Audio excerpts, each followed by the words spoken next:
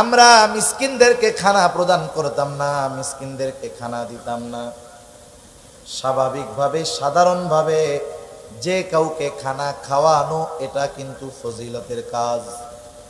রাসূল আকরাম সাল্লাল্লাহু আলাইহি ওয়াসাল্লামের কাছে একজন এসে জিজ্ঞাসা করতেছে, আইয়ুল ইসলামি খাইর, ইসলামের মধ্যে উত্তম কাজ কোনটা? নবীজি সাল্লাল্লাহু আলাইহি ওয়াসাল্লাম ছিলেন উম্মতের রূহানি ডাক্তার। দেখা যায় তো একই প্রশ্ন একাধিক ব্যক্তি করেছে, কিন্তু এক এক জনের জন্য তিনি এক এক ধরনের উত্তর দিয়েছেন। এই ব্যক্তি প্রশ্ন করলো আইয়ুল ইসলামি খাইর, নবীজি সাল্লাল্লাহু আলাইহি ওয়াসাল্লাম বললেন, তুতঈমুত তাআম ওয়া তাকরাউস সালাম আলা মান আরাফতা ওয়া মান লাম তারিফ। তুমি খানা খাওয়াও, মানুষকে খানা খাওয়াও, আর পরিচিত অপরিচিত সবাইকে বেশি বেশি সালাম প্রদান করো। এ দুটা ইসলামে উত্তম কাজ, সাধারণভাবে খানা খাওয়ানো। কিন্তু এটা বুঝতে হবে যে সাধারণভাবে খানা খাওয়ানোর সিস্টেমটাও ঠিক হইতে হবে। আপনাদের এলাকার খবর জানি না, এখন তো মানুষকে দাওয়াত দেয় পাবার আশায়। আগের মুরব্বীদের কাছে শুনছি, মুরব্বীদেরকে শেষ সময় দেখছি ওনাদের দূর সম্পর্কের আত্মীয়, দূর সম্পর্কের আত্মীয়, রক্তীয় সম্পর্কের না, 5-6 প্যাচ দিয়া এরপরে খালাতো ভাই। আপন ভাই তো নাই, 5-7 প্যাচের পরে এরপরে কি খালাতো ভাই।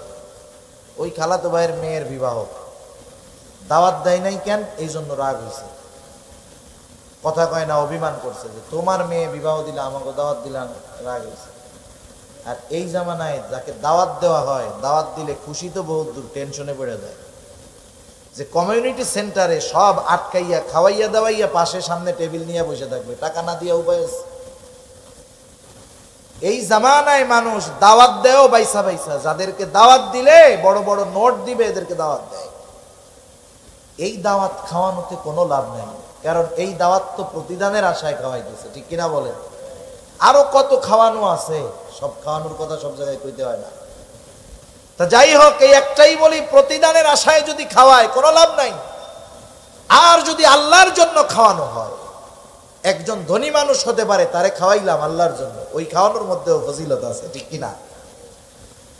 এটা সাহাবাদের একটা গুণ, তারা মানুষরে খানা খাওয়াইতেন প্রতিদানের আশায় নয়। এমনটাও আশা করতেন না। অনেক সময় আমরা বলি যে তার উপকার করলাম, প্রতিদান না দেয় না দিক, একটু ধন্যবাদও দিল না, আফসোস করি না আমরা এরকম?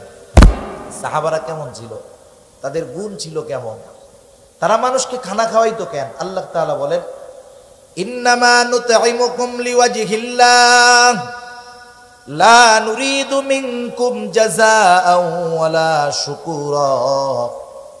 তারা বলে, ইন্নামা নুতঈমুকুম লিওয়াজহিল্লাহ, আমরা তোমাদেরকে খানা খাওয়াইছি আল্লাহর জন্য, যেহেতু আল্লাহর জন্য খানা খাওয়াইছি, লা নুরিদু মিনকুম জাযাআ, আমরা তোমাদের কাছে কোনো প্রতিদান চাই না। প্রতিদান তো বহুদূর, ওয়ালা শুকুরা, কৃতজ্ঞতা প্রকাশ করো তথা ধন্যবাদ দাও, এটাও চাই না। আর আমরা কি করি? দাওয়াত দিয়া কমিউনিটি সেন্টারের মধ্যে ঢুকাইয়া বাইর হওয়ার দরজা একটা, লজ্জায় হইলেও টাকা দেওয়াই লাগবে। এই ধরনের দাওয়াত আত্মার সম্পর্ক বাড়ায় না, বরং এ ধরনের দাওয়াত ইউরোপ আমেরিকানদের সিস্টেম, তাদের কালচার। তারা পেইং গেস্ট রাখে, পেইং গেস্ট, বাসায় মেহমান থাকে ঠিক, কিন্তু টাকা দিয়ে খাওয়ান লাগে। এটা মুসলমানের কালচার না। এজন্য আমরা সাধারণভাবে মানুষকে খানা খাওয়াবো, এটা তো ভালো কাজ। এখন এই খাবারটা যদি মিসকিন অসহায়রে খাওয়ানো হয়, তেলও মাথায় তেল দিলে ওতে কোনো দাম পাওয়া যায় না। যে প্রতিদিন ভালো খায় তারে ভালো খাওয়াইয়া সুনাম হয় না, দোয়া পাওয়া যায় না, বরং খাওয়ানোর পরে সে আগে 5 দিন যা খাইছে এটার সাথে এটার কম্পেয়ার করে, কি বলে, যারে গতকাল যে গোশটা খাইলাম মেজবানির গোশ, ওটা যে মজা লাগছে, আজকে এটা জাল বেশি হয়ে গেছে। ও তো প্রতিদিন খায়, এই জন্য খাওয়ার পরে শুকরিয়ার টাইম তো নাই ওর, ও কম্পেয়ার করে, তুলনা করে, আগের দিনেরটা কেমন হয়েছে, ওই বাড়িরটা কেমন হয়েছে, ওই হোটেলেরটা কেমন হয়েছে। কিন্তু আমি আপনি যদি একজন অসহায়রে খাওয়াই, যে 1 মাস গরুর গোশতের গ্রানই পায় নাই, লবণ কম হইল না বেশি হইল, ঝাল হইল না কম হইল, ওইটা দেখবে না, ও খাইয়া খুশি হয়ে যাবে, ঠিক কিনা বলেন? সেজন্য মিসকিনদেরকে খানা খাওয়ানো বড় ফজিলতের কাজ। আমার কাছে সামর্থ্য নাই, আমি খাওয়াইতে পারি না, আরেকজনকে উৎসাহ দিব, নিরুৎসাহিত করব না। নিজে খানা খাওয়াইতে পারলে সবচেয়ে ভালো। আমি পারলাম না, আমার কাছে একজন আসছে সাহায্যের জন্য, ভাই 10টা টাকা দেন কিছু খাবো, আমার কাছে নাই। আমার বন্ধু পাশে আছে, আমি যদি তাকে বলি বন্ধু তুমি তাকে 10টা টাকা দাও, সে যদি দেয়, আমি 10 টাকা দান না করেও শুধুমাত্র সুপারিশ করার কারণে তার দানের সমপরিমাণ সওয়াবের মালিক আমি হয়ে যাব। প্রথম আমি নিজে খাওয়াবো যদি পারি, না পারলে আরেকজনকে কি দিব? উৎসাহ দিব, নিরুৎসাহিত করব না। এই নিরুৎসাহিত করা হলো আবু জেহেল মার্কা কাজ।